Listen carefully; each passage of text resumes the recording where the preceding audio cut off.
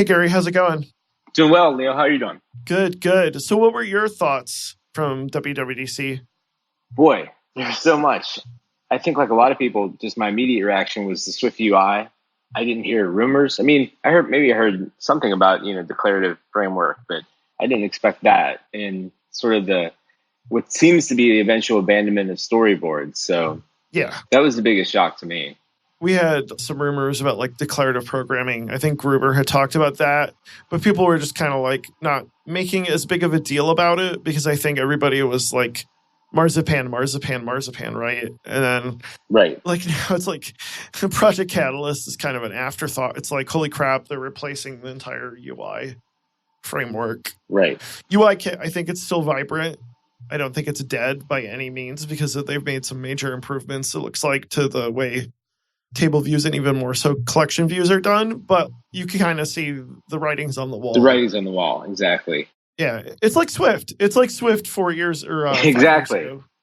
It's like, yeah, I mean, Objective-C is going to be here for a while. It's going to be forever, quite frankly. But like, it's called Swift UI. It's not called Objective-C UI for a specific reason.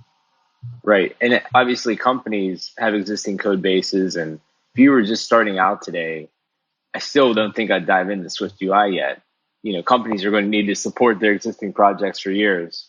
As somebody who's been playing around with it for 2 weeks, don't. Yeah. I don't suggest jumping into it right now. Yeah. And it's still in beta, so keep that in mind as well. Very much so, yeah. It was a big year. It's probably the biggest WWDC since Swift was introduced, we can safely say. I haven't gotten through all the talks. There's a GitHub repo that I found or came across that kind of lists bullet points of the talks, just so you don't have to invest the full 40 minutes. You can kind of just see if it's what you're interested in. So I've been going through that, and I've been starting with obviously the ones that are most near and dear to me, like the watchKit, the HealthKit. But yeah, it seems like there's a lot to unpack. The Combine is another thing, the Foundation API. I didn't have a chance to watch that one yet either. And just like you said, the Swift UI, there's I think 5 or 6 talks just on that, and integration and stuff like that. Yeah, post the link to that GitHub repo. That'd be great to share. I will. There's a GitHub repo that had a list of Swift UI blog posts and tutorials. I mean, I know folks like Ray Wunderlich and Paul Hudson already have like books they're pre-selling on it. But there's some really great like tutorials out there too that we can post those links in the notes. Okay. Hey, I wanted to let you know that Empower App Show is looking for sponsors and patrons.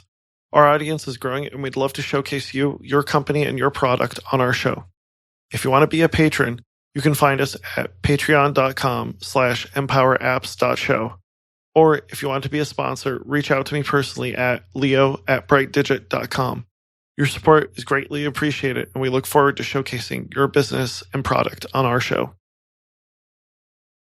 One thing I wanted to talk about was I think as to male developers we don't appreciate is like this new cycle tracking feature.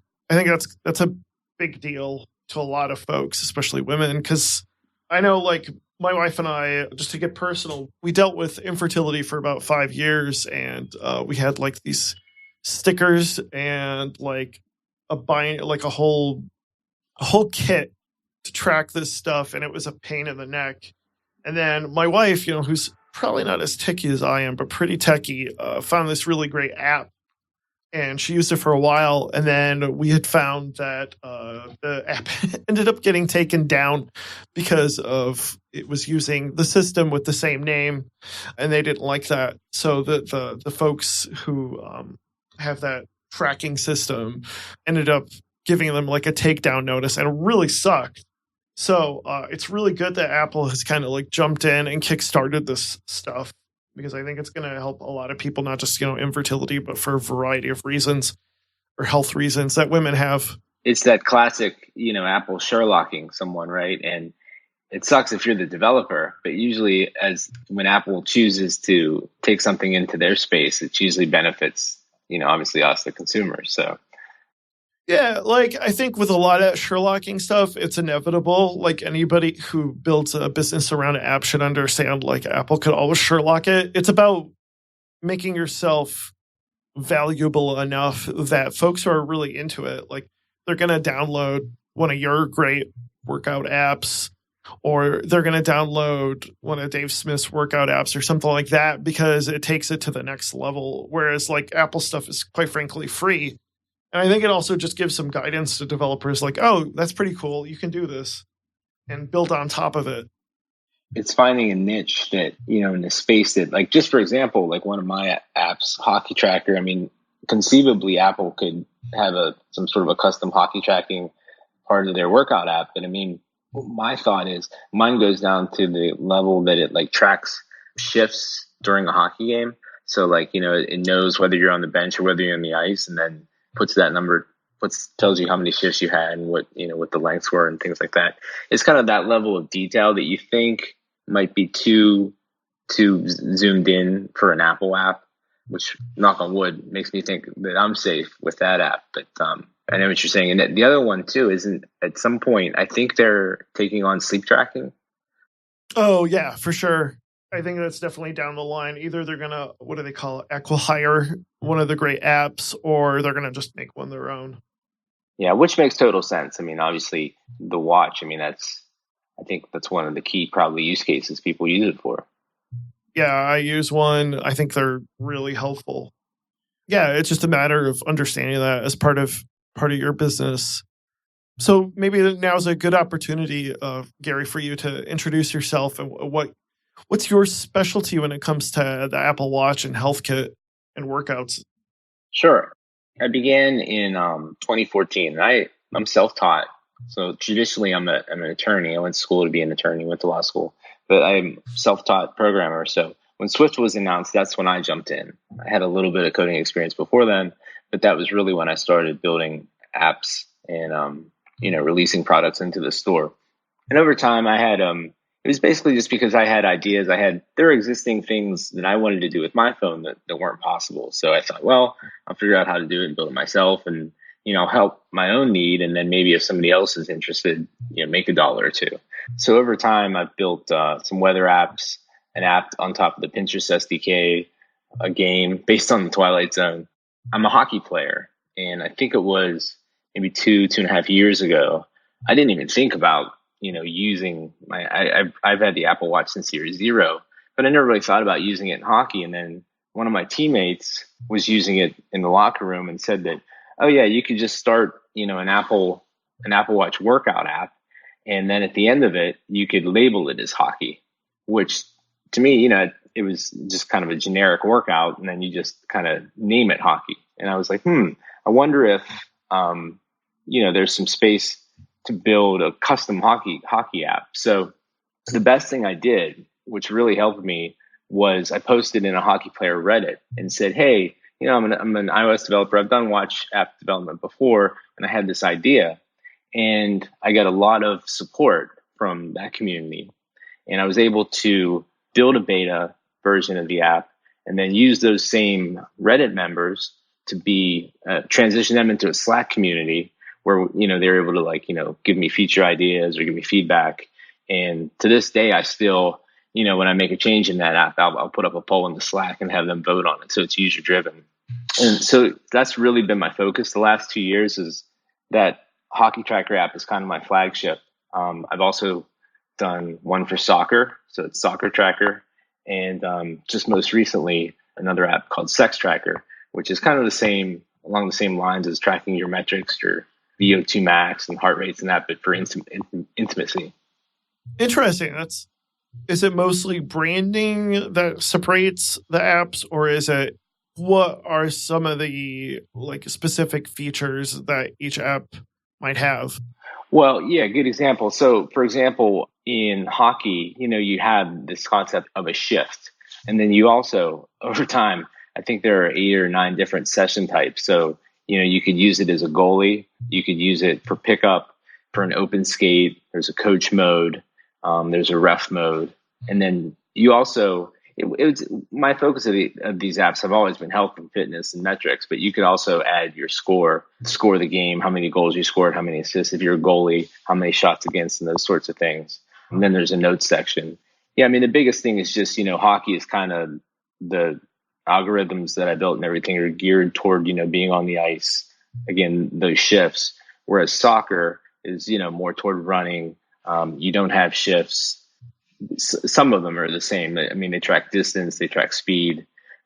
I try to do a lot with heart rates. One of the big things, the big features over the past, I would say 6 months that I added is an effort level that's based on your time spent in the various heart rate zones. So if my max heart rate is say 190 and, I spend, so my top zone might be, 170 to 190. And if I spend more time in that zone during the course of a game, then my effort level is higher and things like that. I mean, there are only so many metrics you have, but just different ways of sort of packaging them and sort of analyzing that data for the user. Very cool. Yeah. I feel like there's so much potential with HealthKit and workout stuff. And it's interesting, the story with the Apple Watch being we've gone from sending your friends heart rates, not heart rates, but what was it called? I can't remember. Like your heart beating to like now it's pretty much predominantly a workout app or workout device, I should say. And it seemed like Apple's really starting to focus on that. I made the leap. I foolishly made the leap to iOS 13 and watchOS 6 this week on my primary devices. So I'm a fool. Don't do that. Does it seem stable so far? Yeah, it seems fine. Okay. iOS 13 is by no means perfect, but there's almost enough issues in iOS 12 where it's like, how bad can it be? And I'd already put it on my iPads and my spare iPhone and didn't have any major issues. So I was like, you know what? I'm just going to put it on the primary device. Usually it's not that big of a deal, and it hasn't been. So now, yesterday I was just playing around on the watch. They have that noise detection feature, which is really cool. Like, I don't know if you know what I'm talking about, but where like it'll detect if it's too loud, and if it is too loud, it will let you know so that you don't damage your hearing over the long term. That's a pretty sweet feature. Like, I'm amazed that they'd finally, I was like, I wish I had thought of that. So, yeah. And to me, just looking at some of the stuff with WWDC, I think the other thing that the writing is on the wall is that the watch is going to be an independent device. I don't know what your thoughts are, but it seems like that's where we're going, especially with the way we're trying to no longer do you have to have a watch app packaged as an iOS app extension, but now it can be packaged as a separate app, and now you get the App Store on the watch and things like that. Yeah, but as far as the independent watch apps, yeah, I mean, that's what I've really been thinking about that for the past few weeks and what that means and what type of opportunities that's going to present. I think just my existing apps and what they do might not be a great use case because, they use the watch to track and get your raw data, and they do display some UI. But then the iPhone is just a bigger screen, and there's so much room to present, like we just talked about, these charts of data. So I'm not sure that like those health and fitness apps are the best example. But one thing that immediately came to mind is one of my first ever apps was a commission. Like I do real estate law, so a commission calculator for a real estate agent. Because it was just a simple app, but where you type in the sales price and it tells you, okay, well, the split with the buyer agent is maybe 3.5, and then maybe you pay a 20% referral to another agent, and then maybe your split with your broker is 50%. And I actually this was the first iteration of the watch, so I actually had to build a calculator, actually via the emoji digits. That's how. Nice. Yeah, that's how I ended up building it. But I got it working and everything on the watch, and then I was like, oh, well, to ship this, I have to build this kind of, just generic iPhone app and basically do the same thing that, wasn't even the point of the app. The point was to have it on your watch. So something like that was a great example where, I probably spent another week building the iPhone part of it that you wouldn't even need now. Yeah, I totally agree. I think when it comes to fitness apps, the watch is exclusively used for tracking and maybe like setting up a workout. A lot of the features of a typical workout or health app come from the fact that you can visualize it on the actual phone. Because, you can't really look at your reports on a watch very easily. So, I totally agree with that. It's also interesting with trying to make the watch independent.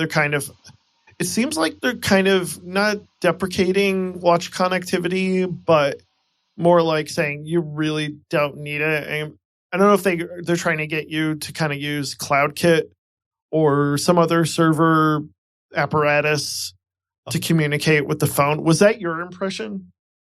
Yeah, that I had heard that as well. So maybe it's just implied, that if you have an independent watch app, well, you wouldn't need to call out to the phone. To me, the devil is going to have to be in the details of that. Right. A quick example is my apps.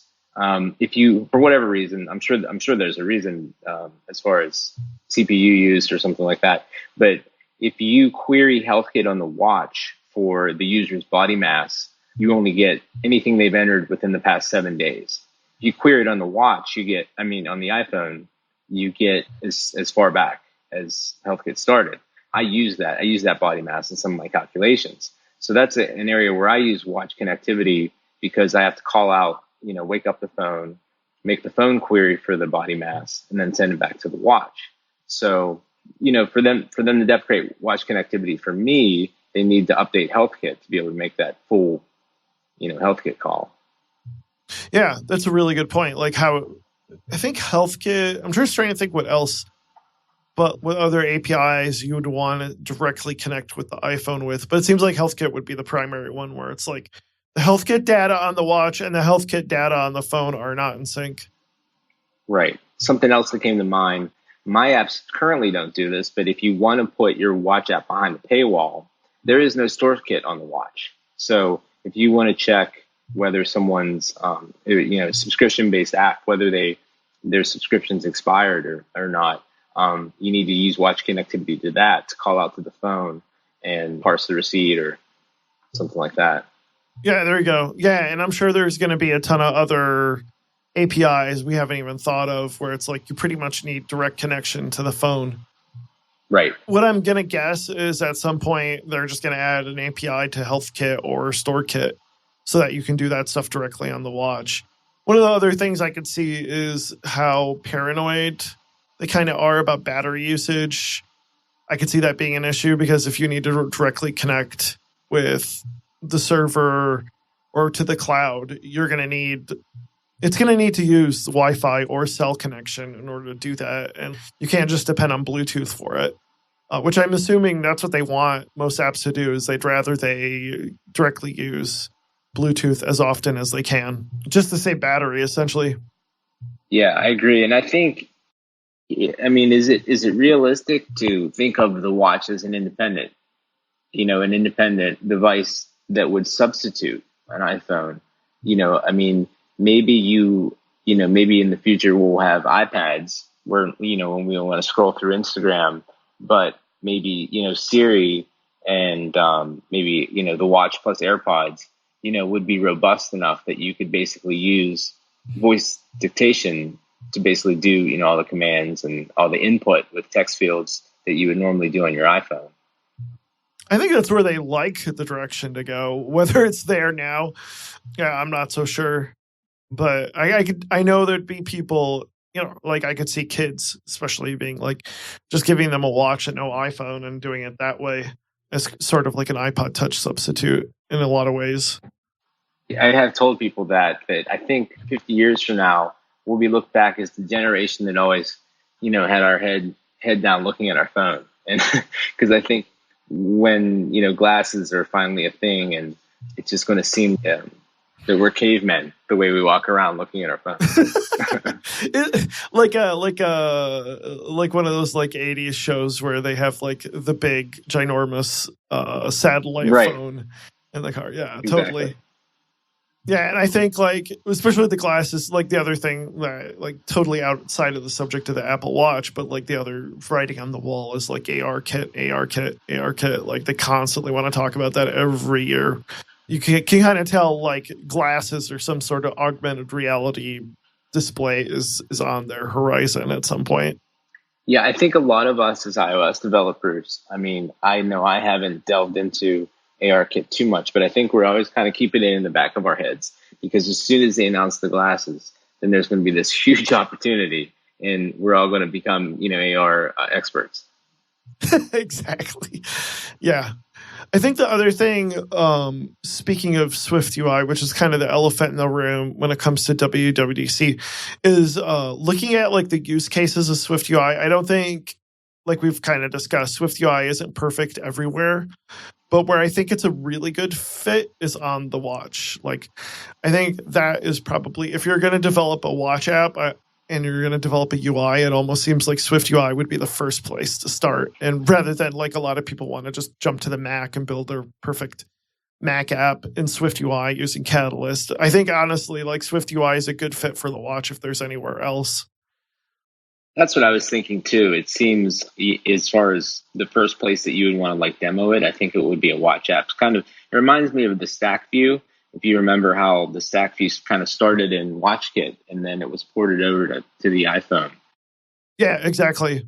The only thing that, and I'm sure it's early days, but it's just hard to imagine, given, when you watch the demos, how it's going to be as customizable as storyboards are. I mean, storyboard is almost like having, an artboard in Sketch. I mean, you could basically literally make it look like anything. Whereas it seems like the Swift UI is pretty constrained. And again, I'm sure there's going to be a way. I'm interested how we're going to get there. Yeah, I'd almost say like the problem across the board with storyboards hasn't been that you can't do anything, but more of the responsiveness. And especially when you have like big development teams, storyboards end up being kind of a pain in the neck. We did a podcast episodes a few weeks ago, and it was the guys with the test-driven development, and one of the terms that they kept using was source of truth. And it was funny because then I watched WWDC and they're talking about Swift UI and like they keep mentioning source of truth. Right. And I was like, that's it, that we've talked about that. And like, that's one of the issues with storyboards is what you see isn't exactly matching up with what you're going to end up on your device. And like, as far as like previews, I'm having issues right now, but obviously it's in beta. I think like that's where it's going to be super powerful is like your declarative UI is going to actually match up with what you see in the preview, and it's actually going to match up with what you see on an actual device. I think that's where a lot of the benefits come from with Swift UI is like it's actually consistent and actually works out. Whereas dealing with auto layout, dealing with size classes, there's always a little bit of ambiguity that something isn't going to work out quite like you had thought. That was something else that maybe made sense to me. I've always heard, because obviously I'm an independent developer, so storyboards for me are great, but in the team environment with merge conflicts and that sort of thing, it can be tricky.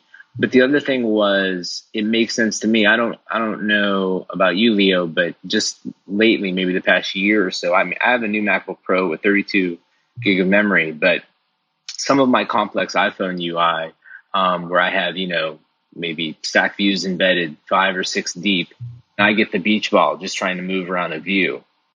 Yep. Yeah. I think maybe that's the other thing is that, as we get even more complex than that, you're not going to be able to do that. And that's where Swift UI maybe makes a lot more sense. Yeah, and I was looking at somebody who's been testing out Swift UI versus just doing direct Cocoa Touch stuff, and like it is a lot faster based on some of the early stuff. It just seems like it's much better at handling that. I don't know if they've somehow integrated Metal in with it or what, but it seems like it's a lot more optimized as opposed to storyboards and some of the other older stuff in UIKit.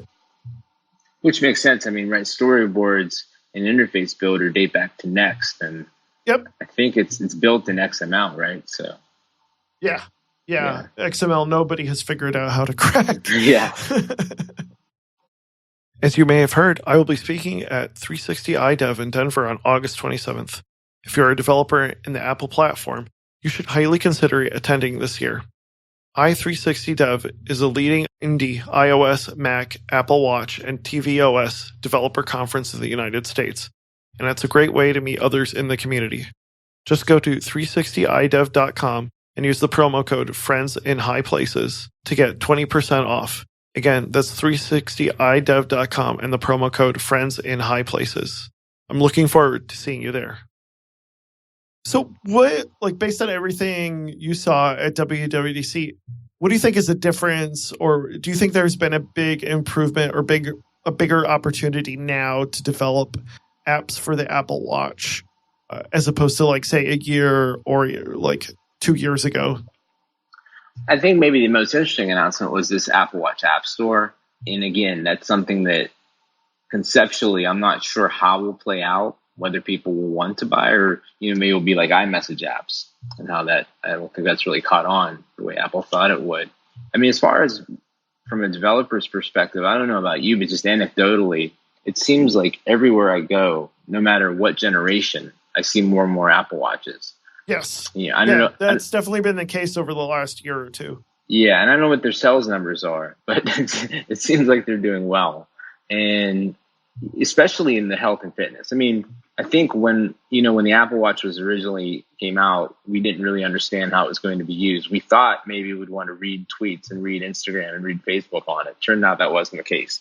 It's just that we want notifications from it, and we want to track our health and fitness. I mean, maybe there's additional use cases that we're not thinking of. I think I'm fortunate in the health and fitness sector, that consumers are willing to download third-party apps for the watch. But I know a lot of people who, are not as much in the health and fitness, they're pretty happy with just the Apple Watch's kind of stock apps. Yeah. And I also think you get a lot with the existing iOS notifications on the Apple Watch that you almost don't need a lot of custom apps as far as for notifications. Right. But then, thinking ahead, now that you can build an independent watch app, is there some use case? And with Swift UI, which is another thing to consider, I haven't played around with it yet on the watch, but it was a big limitation of not having like a core graphics and those sorts of APIs on the watch that you could make, sort of the beautiful graphics that you could on the iPhone. So, with independent watch apps, is there some use case that it's still yet to surface that we're not thinking of that will be an opportunity for developers? Well, let's just look at like healthcare. Do you think that there's still a lot of room in healthcare and fitness for more apps? Obviously, like you've developed a set of apps for various specific workouts. Do you think that's going to continue to grow? I think so. I mean, if just me personally, and I have this line of tracking apps, I would like to reach out and cover all the sports. I mean, I know there's a very good tennis tracking app on the tennis player, and I know there are golf apps, but I'm sure there's even more, sort of obscure niche type sports. In fact, I think a friend of mine showed me one for kayaking. It was a good looking, dedicated app to track your kayaking on your watch. So that's awesome. That's another thing is like, and I'm sure there's, even sports more obscure than kayaking that I'm not thinking of, but when your market is the world who does that activity, I'm sure there's an opportunity there. And with more and more owners of the Apple Watch, you're going to find a cross-section of folks who are owners of the Apple Watch who play those obscure sports we don't think about. Exactly. Like another area I would like to get into next is, football, lacrosse, those types of sports. But yeah, that's probably more resolution, I guess, is how to look at that. It's kind of the first line of apps were the run trackers. But now, they're starting to get into those more obscure sports. Something that just popped into my head is there a B2B or a commercial space for the watch? I don't know if there's any. Yeah, I don't know if there's anything like this now, but I remember my uncle works in the accessibility field, and I told him just an idea I had about if you had, say, like a non-sighted employee, and you could use the watch, to get them to their desk every day, if it's a big building or something like that, just as an example. And you might be able to do that with existing accessibility. Yeah, I've had this discussion with other developers, just how like the haptic feedback stuff isn't really taken advantage of on the watch. And that would be a great example of that is like being able to feel kind of where you are, where you're located. It seems like it would be a good fit. I think like with B2B, location stuff, anything having to do with GPS would be helpful on the Apple Watch, besides, of course, health and fitness.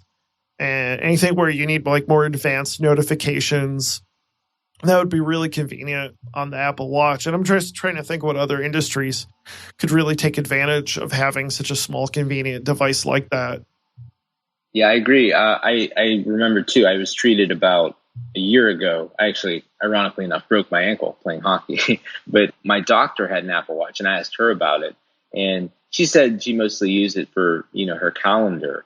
But I'm sure, I mean, I don't know much about, how hospitals work, but, maybe if the nurses or the PAs, could track where that doctor is, what room she's in, maybe that would be helpful or something like that. Yeah, what's that term called for like indoor GPS? Because that's definitely, I think, something that's going to continue to grow. I wish I could remember what that term is called, but yeah, I think that would be another spot. Or yeah, and then you got something having to do with beacons. I don't even know if that API is still open at all, but there's a lot that can be done in those areas. Have you seen anything as far as WWDC is concerned when it comes to other updates to HealthKit or fitness or new APIs with workouts? Yeah, I'll be honest. I was actually moving. I went through a move in the week of WWDC, so I wasn't watching it live. And then I went in after and looked at all the videos, and I was like, okay, let me check out all the HealthKit videos. And there was one. I was like, wow. Because last year I think there was like 6. The year before there was like 5. I was expecting that. I did that whole blog post about how workout sessions work, and it's like there was a lot of big improvements last year to workouts and HealthKit. Well, I think that's good, though. As a developer, you get a little bit of time to breathe and not have to play catch up so much this year. But so it's the class on, I know HK Quantity Series Sample Builder is in it, and it talks about sequencing. So I've watched that a few times, and I think it's just sort of tweaks as far as sort of the resolution. I think their example is if you're querying for heart rates traditionally, every heart rate object has the device type on it. Whereas if you now use this HK Quantity Series, you could just get the timestamp and the value and not have to get that redundant device type every time, was their example that they used. But yeah, I think overall that from a HealthKit point of view, the big changes were last year, and this year is kind of a catch-up year. Yeah, I agree. As far as like the workout stuff, I think it's more pushing folks to build apps for a future where the Apple Watch is essentially no longer needed with an iPhone at the same time. And I think that's the big emphasis. And then, of course, Swift UI, like basically overhauling the way, the use of WatchKit for building the UI. I think that was the big message this year with WWDC and the watch. One thing that has sort of been a maddening problem for me as a third-party developer is that you cannot modify an HK workout. Because every HK workout has, its associated data. It's, its distance. Heart rates actually are not associated with a workout, but its distance, its calories.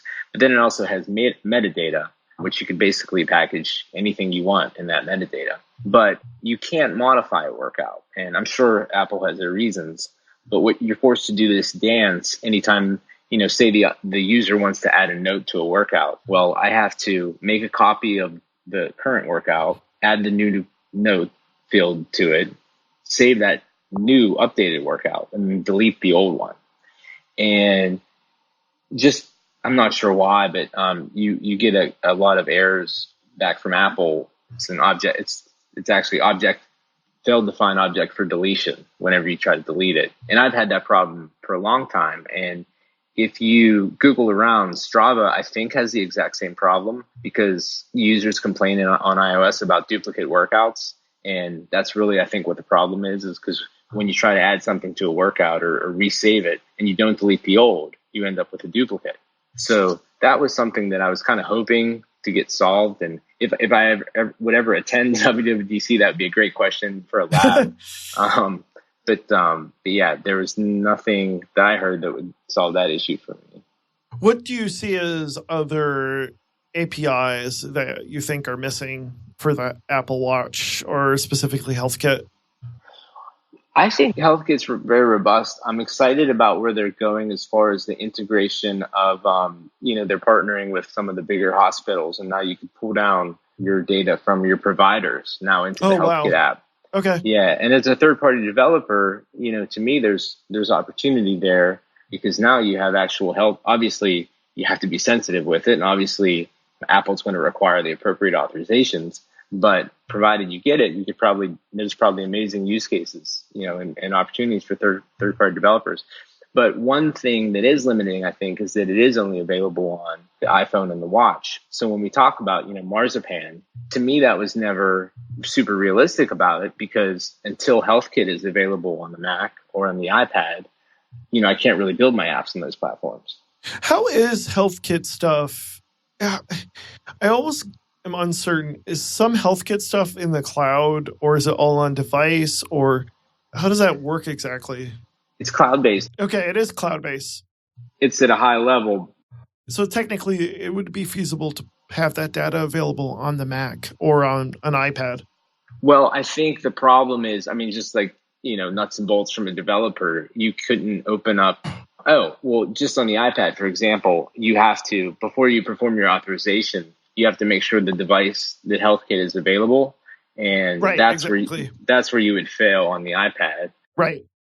And then I'm not even sure, under AppKit how it would work, but I would guess you'd go to import HealthKit and they would find no module, or something like that. But they don't have, the data is in the cloud. It's just a matter of them providing some sort of library or module or framework, essentially, to access that data. Right.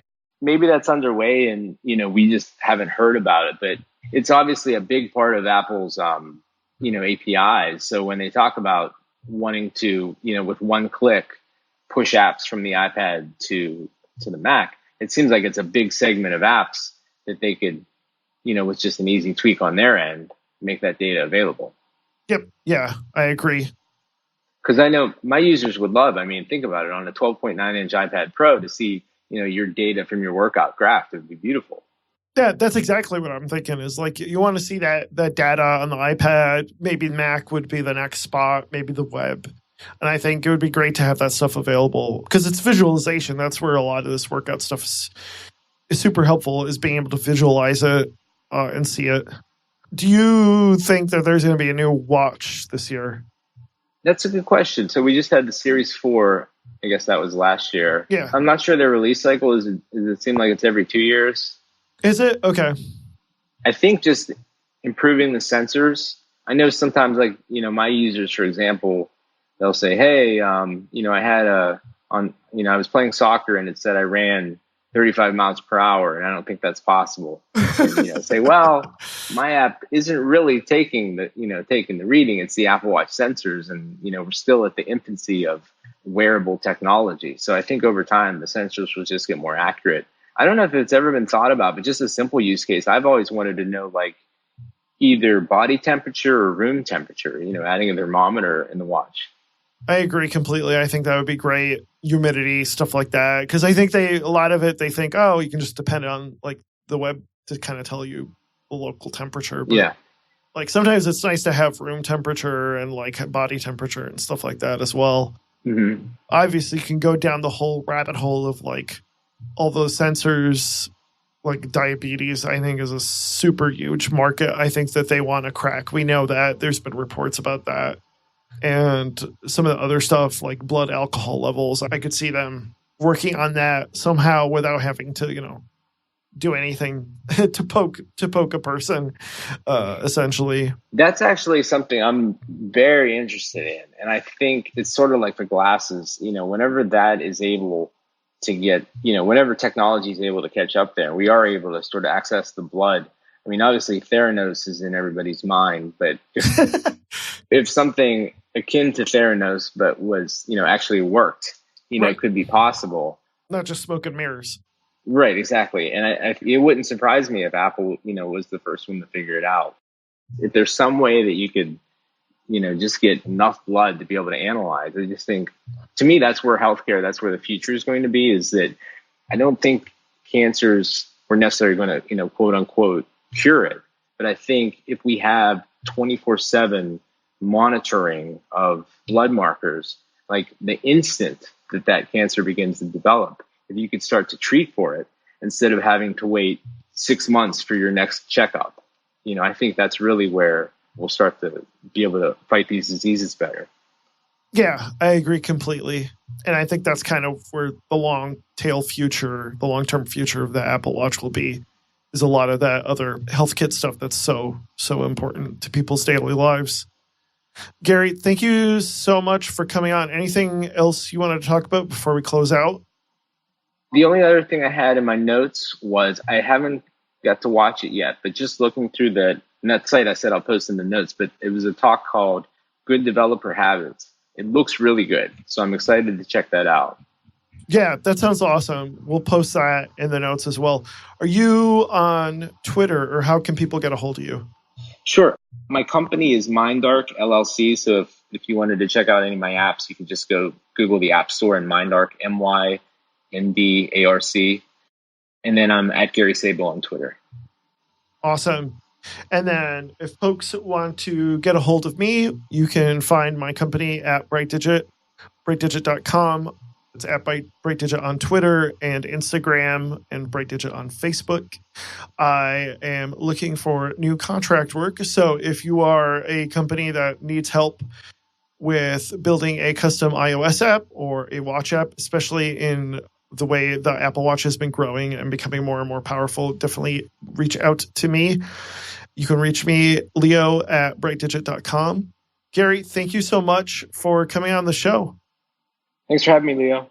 Yeah.